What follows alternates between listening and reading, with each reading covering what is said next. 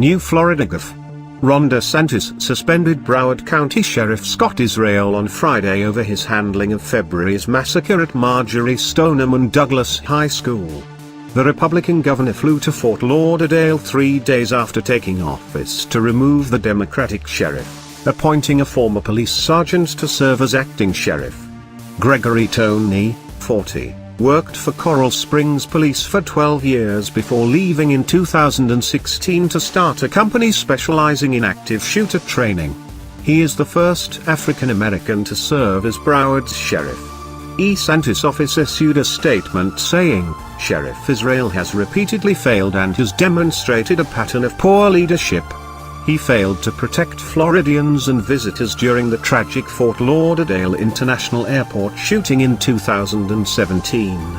He failed in his duties to keep our families and children safe during the devastating shooting at Marjory Stoneman Douglas High School on February 14, 2018. These incidents demonstrate Sheriff Israel's repeated incompetence and neglect of duty." The statement added, "The families of the victims deserve accountability." Minutes after DeSantis' announcement, Israel said he would fight the suspension. "There was no wrongdoing on my part.